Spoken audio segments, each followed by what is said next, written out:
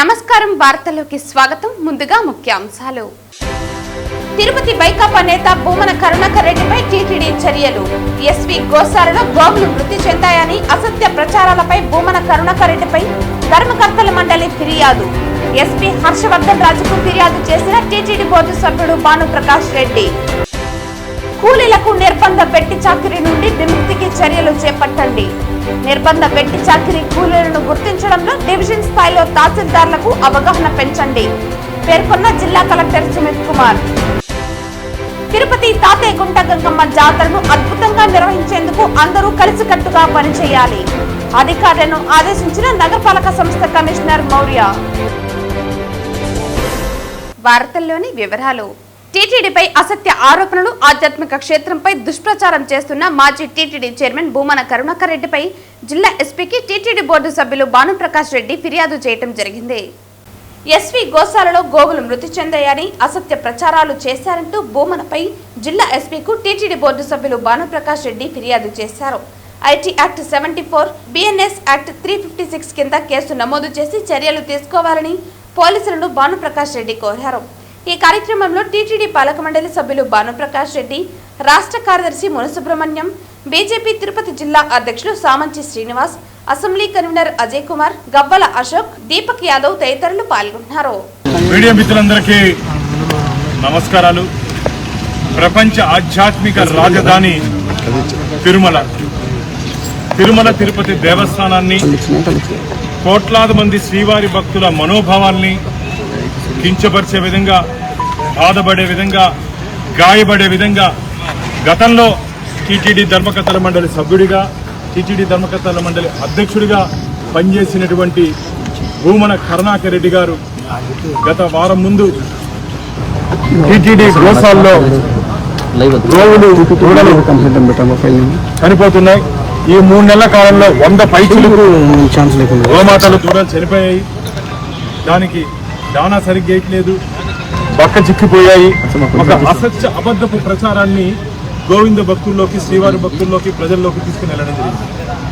నేను ఆ రోజే చెప్పాను, కరుణాకర్ రెడ్డి గారు మీరు రండి, గోశాలని పరిశీలిస్తాం, ఏ విధంగా గోవులు ఆరోగ్యంగా ఉన్నాయో, ఏ విధంగా గోవులు బలంగా ఉన్నాయో చూపిస్తా. మీకు దృష్టిలోపం ఏమైనా ఉందేమో, బాగుండేటివి కూడా పక్కకు కనబడతాయేమో. మీకు వచ్చినటువంటి ఇన్ఫర్మేషన్ ఎవరిచ్చారో అవన్నీ తప్పుడు ఇన్ఫర్మేషన్.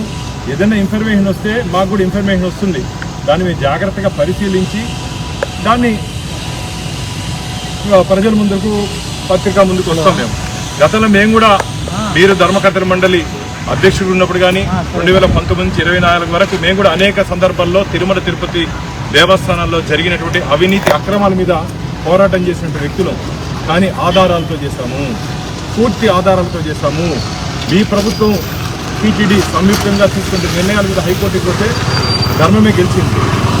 నేనే వ్యక్తిగతంగా హైకోర్టుకి వెళ్తే అన్నీ మీరు తీసుకునే నిర్ణయాలకు వ్యతిరేకంగా హైకోర్టు స్టే విధించడం జరిగింది. దీన్ని బట్టి మీ పరిపాలన ఏ విధంగా జరిగిందో ప్రజలందరూ అర్థం చేసుకుంటారు.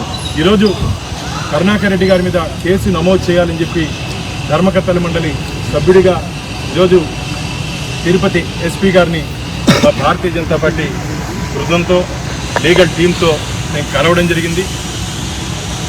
భక్తుల మనోభావాలను దెబ్బతీసే విధంగా వారు వివరించారు. బిఎన్ఎస్ నంబర్ 356, భారతీయ న్యాయ సంహిత 356 and 74 ఆధారంగా కరుణాకర్ రెడ్డిపై కేసు నమోదు చేయాలని చెప్పి మేము ఇప్పుడు ఎస్పీ గారికి ఫిర్యాదు చేస్తాం. నోరుంది కదా అని చెప్పి ఇష్టం వచ్చినట్టు మాట్లాడడం, నోరుంది కదా అని చెప్పి ఆధారాలు లేకుండా మాట్లాడడం. నిన్న మళ్ళా పెట్టాడు, నేను చెప్పినటువంటి మాటలకి కట్టుబడి ఉన్నాడంట. నువ్వు కట్టుబడి ఉన్నావో నిన్ను చెట్టు కేసు కట్టేస్తారు ప్రజలు రాబోయే రోజులు ఇలాగే మాట్లాడుతుంటే. తిరుపతి తాతయ్యగుంట గంగమ్మ జాతరను అద్భుతంగా నిర్వహించేందుకు అందరూ కలిసికట్టుగా పనిచేయాలని నగరపాలక సంస్థ కమిషనర్ మౌర్య అధికారులను ఆదేశించారు. మంగళవారం ఉదయం తాతయ్యగుంట గంగమ్మ గుడిలో జాతరకు చేయాల్సిన ఏర్పాట్లపై డిప్యూటీ మేయర్ ఆర్సి మునికృష్ణ అన్ని విభాగాల అధికారులతో కలిసి కమిషనర్ పరిశీలించారు. గతంలో ఏర్పాట్లు, ప్రస్తుతం చేయాల్సిన ఏర్పాట్లపై అధికారులతో చర్చించారు. ఈ సందర్భంగా కమిషనర్ మాట్లాడుతూ తాతయ్యగుంట గంగమ్మ జాతర వైశిష్ట్యానికి తగ్గట్టుగా అన్ని ఏర్పాట్లు చేసేందుకు అధికారులు సిబ్బంది ప్రణాళికలు సిద్ధం చేయాలని అన్నారు. నగరపాలక సంస్థ తరపున చేయాల్సిన అన్ని ఏర్పాట్లను పరిశీలించాలని అన్నారు. భక్తులకు ఎటువంటి ఇబ్బందులు కలగకుండా తాగునీరు సరఫరా చేయాలని, వాహనాల పార్కింగ్, క్యూ లైన్ల ఏర్పాటు, భక్తులు పొంగళ్లు పెట్టుకునేందుకు చేయాల్సిన ఏర్పాట్లపై అధికారులు అన్ని ప్రణాళికలు సిద్ధం చేయాలని అన్నారు. అలాగే భక్తులకు ఇబ్బంది లేకుండా ప్రథమ చికిత్స కేంద్రాలు ఏర్పాటు చేయాలన్నారు. ముఖ్యంగా పారిశుద్ధ్య నిర్వహణలో ఎటువంటి పొరపాట్లకు తావు లేకుండా చూడాలని అన్నారు. కమిషనర్ వెంట తాతయ్యగుంట గంగమ్మ గుడి EO Jayakumar, municipal engineer Tulasi Kumar, DE Raju, ACP Balaji, revenue ఆఫీసర్లు Sethu Madhav, Ravi, surveyor Koteswararao, sanitary supervisor Sumathi తదితరులు పాల్గొన్నారు. చిత్తూరు జిల్లాలో నిర్బంధ వెట్టి చాకిరికి బలవుతున్న కూలీలకు విముక్తి కలిగించడానికి చర్యలు చేపట్టాలని చిత్తూరు జిల్లా కలెక్టర్ సుమిత్ కుమార్ పేర్కొన్నారు. మంగళవారం జిల్లా సచివాలయంలోని సమావేశ మందిరంలో నిర్బంధ వెట్టి చాకిరి కూలీ విధానం నిర్మూలనపై జేసీ విద్యార్థులతో కలిసి సంబంధిత అధికారులు మరియు రోప్స్ స్వచ్ఛంద సంస్థ ప్రతినిధులతో జిల్లా కలెక్టర్ అవగాహన కార్యక్రమం నిర్వహించారు. ఈ సందర్భంగా కలెక్టర్ మాట్లాడుతూ నిర్బంధ వెట్టి చాకిరీ విధానం పౌల్ట్రీ పరిశ్రమలు, ఇటుకల తయారీ ప్రాంతాలలో చాలా వరకు అమలవుతోందని, దీని కారణంగా ఆర్థిక శ్రమ దోపిడీతో ఇబ్బందులకు గురవుతున్నారని అన్నారు. అటువంటి వారిని గుర్తించడానికి ఆర్డీఓలు డివిజన్ స్థాయిలో తహసీల్దార్లకు అవగాహన కార్యక్రమాలను నిర్వహించాలన్నారు. 1976 నిర్బంధ కూలీ విధానం నివారణ చట్టంను పక్కాగా అమలు చేయాలని సూచించారు. కార్మిక శాఖ, డిఆర్డీఏ, డ్వామా, జెడ్పీసీఈఓ తదితర అధికారులు క్షేత్రస్థాయి పరిశీలనకు వెళ్లిన తరుణంలో ఆకస్మికంగా తనిఖీలు నిర్వహించి నిర్బంధ కూలీలను గుర్తించాలన్నారు. నిర్బంధ కూలీలకు పునరావాసం కలిగించిన అనంతరం వారు గతంలో చేసిన పనులకు సంబంధించి బాండెడ్ లేబర్ రిలీఫ్ సర్టిఫికేట్ మంజూరు చేయాలని, కేంద్ర రాష్ట్ర ప్రభుత్వాలు అందిస్తున్న సంక్షేమ పథకాల ద్వారా ఉపాధి కల్పించి వారి అభివృద్ధికి దోహదపడాలని సూచించారు. బాండెడ్ లేబర్ సమస్యలను వారి గుర్తించే విధానాలు, వారు ఎదుర్కొంటున్న పరిస్థితులు, వారి రక్షణ సంబంధిత అంశాలపై విపులంగా చర్చించారు. ఈ కార్యక్రమంలో భాగంగా వెట్టి చాకిరీ, మానవ అక్రమ రవాణా, ఒక నేరం అంశాలకు సంబంధించి గోడ పత్రికలు, కరపత్రాలను జిల్లా కలెక్టర్ జేసీ చేతుల మీదుగా ఆవిష్కరించారు. ఈ కార్యక్రమానికి జెడ్పీసీఈఓ రవికుమార్ నాయుడు, కార్మిక శాఖ deputy commissioner Omkar, DPO Sudhakar Rao, DM and HO doctor Sudharani, Nehru యువజన కేంద్రం కోఆర్డినేటర్ ప్రదీప్ కుమార్, డిటిడబ్ల్యూఓ మూర్తి తదితర అధికారులు పాల్గొన్నారు. ఏళ్ల చరిత్ర కలిగిన తిరుపతిలోని పెద్దకాపు వీధిలో వెలసిన శ్రీరామభజన మందిరంలో శ్రీరామనవమి వేడుకలు అత్యంత వైభవంగా కొనసాగుతున్నాయి. స్థానిక భక్తులు ప్రతిరోజు అర్చన అభిషేకాలు నిర్వహిస్తూ భక్తులకు ప్రసాదాలు పంపిణీ చేస్తున్నారు. స్థానిక భక్తులు ప్రతిరోజు అర్చన అభిషేకాలు నిర్వహిస్తూ భక్తులకు ప్రసాదాలు పంపిణీ చేస్తున్నారు.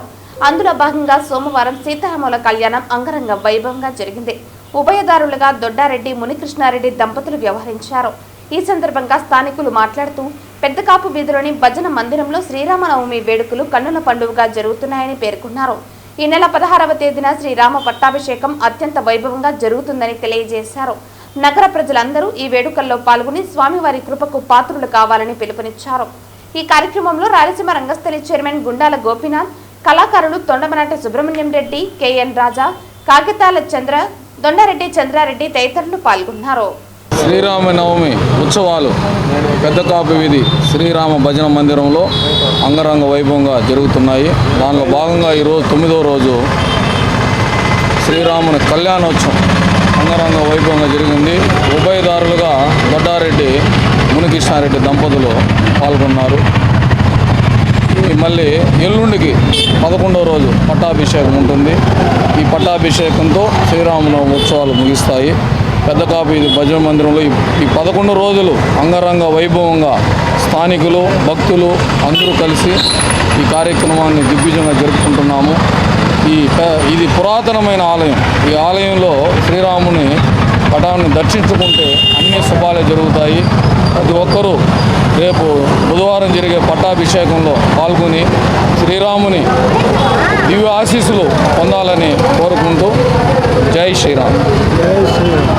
ఆయురారోగ్యంగా సీతారామోత్సవ కాలం మనం భద్రాచలంలోను, ఒంటిమిట్లోను ఎట్లా నిర్వహించారో ఆ మాదిరిగా నిర్వహించారు. కాబట్టి ఈరోజు అంటే ఈ గ్రామ ప్రజలకు కానీ, పెద్దకాపు లేఅవుట్ ప్రజలకు కానీ ఆయురారోగ్యంగా జీవితాంతం సుఖ సంతోషాలతో ఉండాలని చెప్పి ఆ సీతారామ కళ్యాణ మహోత్సవ కాలమందు ఆ దేవుని ఆశీస్సులు వీళ్ళకి కూడా మెండుగా ఉండాలని చెప్పి ప్రజలకు అందరికీ ఆయురారోగ్యంగా జీవితాంతం సుఖ సంతోషాలతో ఉండాలని చెప్పి సీతారామాంజనేయ స్వామి దేవతా కృపా కటాక్ష ఫల సిద్ధిరస్తు.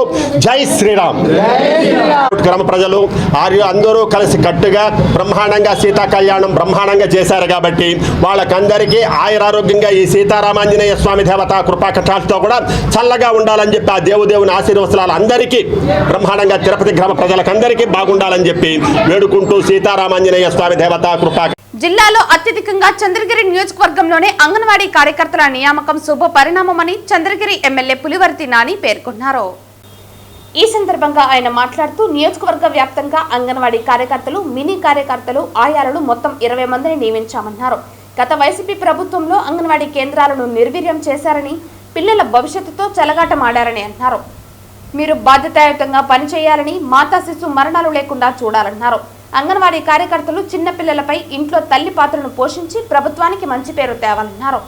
పిల్లల ఆహార నాణ్యతలో రాజీ లేకుండా చూడాలని, మంచి పౌష్టికాహారం పిల్లలకు అందించాలని ఎమ్మెల్యే సూచించారు. విమర్శలకు తావు ఇవ్వకుండా మీ ప్రతిభను మీ ఉద్యోగ ధర్మంలో చూపించండి అని ఎమ్మెల్యే పేర్కొన్నారు. ఎక్కడా లేని విధంగా 20 మంది అంగన్వాడీ కార్యకర్తలను నియమించినందుకు ఎమ్మెల్యేకి అంగన్వాడీ కార్యకర్తలు ప్రత్యేక ధన్యవాదాలు తెలియజేశారు. పారదర్శకమైన ఓటరు జాబితా తయారీకి అధికార యంత్రాంగం చర్యలు చేపడుతోందని చిత్తూరు జిల్లా రెవెన్యూ అధికారి మోహన్ కుమార్ పేర్కొన్నారు. మంగళవారం జిల్లా సచివాలయంలోని డిఆర్ఓ సమావేశపు మందిరంలో జిల్లాలోని గుర్తింపు పొందిన రాజకీయ పార్టీల ప్రతినిధులతో డిఆర్ఓ సమావేశం ఏర్పాటు చేశారు. మంగళవారం జిల్లా సచివాలయంలోని డిఆర్ఓ సమావేశ మందిరంలో జిల్లాలోని గుర్తింపు పొందిన రాజకీయ పార్టీల ప్రతినిధులతో డిఆర్ఓ సమావేశం ఏర్పాటు చేశారు.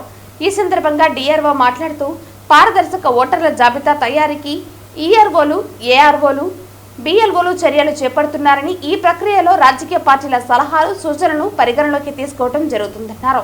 ఓటరు నమోదు ప్రక్రియ నిరంతరం కొనసాగుతుందని, మరణించిన వారి ఓటును కుటుంబ సభ్యులకు నోటీస్ అందించి తొలగిస్తామన్నారు. ఒక ఓటరు 2 నియోజకవర్గాలలో ఓటు హక్కు కలిగి ఉన్నట్లు గుర్తించినట్లయితే బిఎల్ఓల ద్వారా తగిన చర్యలు తీసుకుంటామన్నారు. పోలింగ్ స్టేషన్ల రేషనలైజేషన్ చర్యలు చేపడుతున్నామన్నారు. ఓటర్ జాబితా సవరణలో భాగంగా 6,665 ఓటర్లను తొలగించడం జరిగిందని, ఇందులో 642 మంది ఓటర్లు మరణించారని, 5,588 మంది ఓటర్లు వలస వెళ్లారని, 435 మంది ఓటర్లు పునరావృతం అయినట్లు గుర్తించామని తెలిపారు. ఈ సమావేశానికి వివిధ రాజకీయ పార్టీల ప్రతినిధులైనటి టీడీపీ ప్రతినిధి సురేంద్ర కుమార్, బీజేపీ ప్రతినిధి అట్లూరి శ్రీనివాసులు, వైఎస్ఆర్సీపీ ఉదయ్ కుమార్, ఆమ్ ఆద్మీ పార్టీ ప్రతినిధి బాలసుబ్రహ్మణ్యం, సిపిఎం ప్రతినిధి Gangaraju, Indian national Congress party ప్రతినిధి పరదేశి మరియు ఎలక్షన్ సెక్షన్ సూపరింటెండెంట్ వాసుదేవన్ సంబంధిత అధికారులు పాల్గొన్నారు. మంగళవారం ఉదయం తిరుమల శ్రీవారిని వీఐపీ విరామ సమయంలో మంత్రి పరిటాల సునీత దర్శించుకుని మొక్కులు చెల్లించుకున్నారు. ఇవాళ ఉదయం వీఐపీ విరామ దర్శన సమయంలో పరిటాల సునీత స్వామివారి సేవలో పాల్గొని మొక్కులు చెల్లించుకున్నారు. ఆమెకు ఆలయ అధికారులు దగ్గరుండి దర్శన ఏర్పాట్లు చేశారు.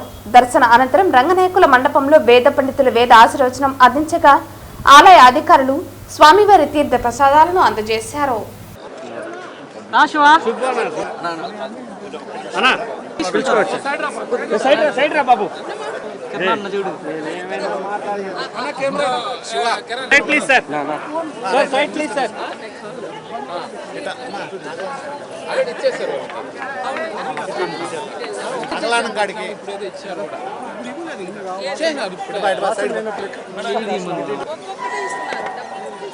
తిరుపతి శ్రీ వెంకటేశ్వర వైద్య విజ్ఞాన సంస్థ ఆధ్వర్యంలో మంగళవారం కోట మండలం చిట్టూరు పిహెచ్సి పరిధిలోని కోట 2 మరియు గూడూరు మండలం చెన్నూరు పిహెచ్సి పరిధిలోని నెల్లటూరు గ్రామాల్లో ఉచిత క్యాన్సర్ స్క్రీనింగ్ పరీక్షలు నిర్వహించారు. రాష్ట్ర ప్రభుత్వ ఆదేశాల మేరకు జిల్లా వైద్య ఆరోగ్య శాఖ సహకారంతో తిరుపతి జిల్లాలో 2 పింక్ బస్సుల ద్వారా మొబైల్ క్యాన్సర్ స్క్రీనింగ్ వేగవంతంగా జరుగుతోంది. బీపీ, షుగర్ పరీక్షలతో పాటు పింక్ బస్సుల్లో మహిళలు, పురుషులకు నోటి క్యాన్సర్ పరీక్షలు, మహిళలకు రొమ్ము క్యాన్సర్ నిర్ధారణకు మమోగ్రామ్, గర్భాశయ ముఖద్వార క్యాన్సర్ నిర్ధారణ కోసం పాప్ స్మియర్ పరీక్షలను ఉచితంగా నిర్వహించారు. మహిళలు, పురుషులు విశేషంగా విచ్చేసి క్యాన్సర్ స్క్రీనింగ్ పరీక్షలు చేయించుకున్నారు. ఈ కార్యక్రమంలో మెడికల్ ఆఫీసర్లు డాక్టర్ జ్యోతి, డాక్టర్ నాగరాజు, స్విమ్స్ మెడికల్ ఆఫీసర్లు డాక్టర్ చైతన్య బాను, డాక్టర్ పద్మావతి, ఎంపీటీసీలు దారా సురేష్, శంషుద్దీన్, మొబిన్ బాషా, సర్పంచ్ రమణయ్య తదితరులు పాల్గొన్నారు. ఒక 2 నిమిషాలు చెప్పేసి ఇంకా ఇది చేస్తాము. అందరికీ ఇప్పుడు స్క్రీనింగ్ అనేది చాలా మంది చేస్తూ ఉంటారు. రక్త పరీక్షలు అనేది అందరు చేస్తూ ఉంటారు. అలాంటి పరీక్షలు కాదు, జస్ట్ స్క్రీనింగ్ పరీక్షలు అంటారు. అంటే ఉందా లేదా అనేసి దానికోసం మాత్రమే. ఇప్పుడు క్యాన్సర్ అనేది తొలి దశల్లోనే తెలుసుకుంటే, అంటే మొదటి దశలోనే ఫస్ట్ 4 స్టేజ్లు ఉంటాయి. ఫస్ట్ 2 స్టేజెస్ లో తెలుసుకుంటే వాటికి ట్రీట్మెంట్ కానిస్తే మళ్ళీ నార్మల్ లైఫ్ అనేది అవుతుంది. అదే లాస్ట్ 2 స్టేజెస్ ఉన్నాయి, 3rd stage 4th stage.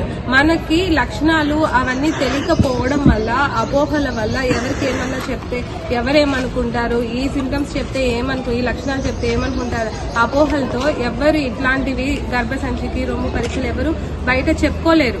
So దానికోసమే మేము తిరుపతి నుండి మీకోసము వచ్చాము. వార్తలు ముగించే ముందు ముఖ్యాంశాలు మరోసారి. తిరుపతి వైకాపా నేత భూమన కరుణాకర్ రెడ్డిపై టీటీడీ చర్యలు.